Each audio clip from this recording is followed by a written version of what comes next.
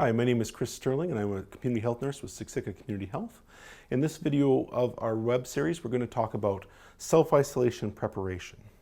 So what is self-isolation?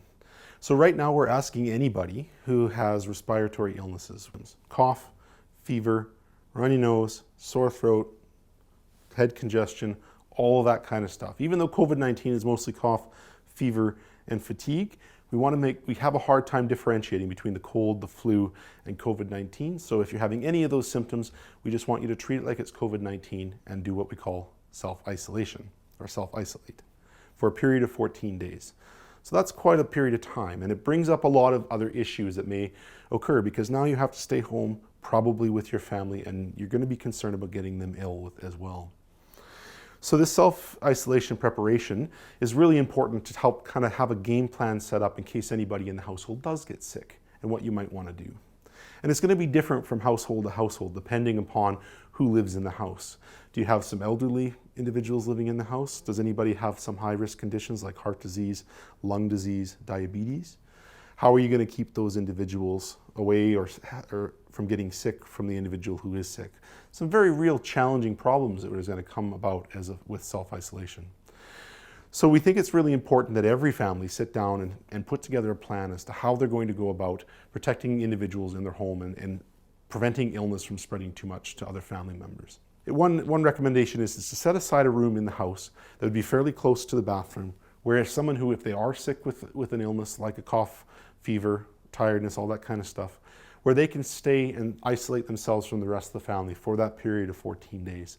It seems like quite a long time, but this is potentially the best way to prevent the rest of the family members getting sick.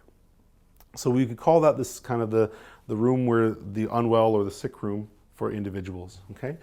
The reason why you want to have it close to the bathroom is so that they don't have to spend too much time outside of that room when they have to use the toilet and whatnot. And then the rest of the family can help support that person by cleaning areas that they've touched when they have to come out of the room and bringing them what they need from the rest of the house, okay? Obviously, you would want to have some entertainment in that room, so a TV or something like that, or something for them to do so they're not totally bored. It's going to be a struggle. The other thing we might want to consider is if you have individuals in the house who are at high risk, so if they're elderly or have heart conditions, lung conditions and whatnot, you may want to set up a clean room that they can stay in where they're separated from the rest of the family when someone is sick as well. This might be more appropriate if the person who is sick is a child and it's really hard to contain them in that room. That way you're protecting the most at risk. There's lots of different possible solutions to being able to protect those who need to be protected, the most at risk from them, or just the household in general. So sit down with your family and try and come up with a plan that you can do to protect those individuals. Another thing you would want to do is make sure that you have any medications, 14 days worth of medications for anybody in the house that needs those medications so that you don't have to go out and get them. And it would be a good idea to have potentially maybe a week's worth of food.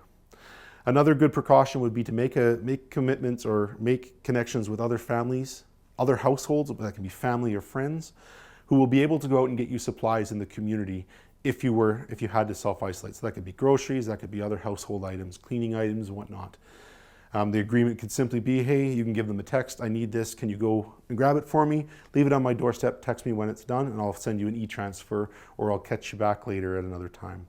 If you make these agreements with other families, then at least you have a way of getting supplies without going out into the public. And that's really important because if you're sick and you go out in the public, you risk giving it or spreading it beyond your household to other individuals. And those are kind of 3 tips.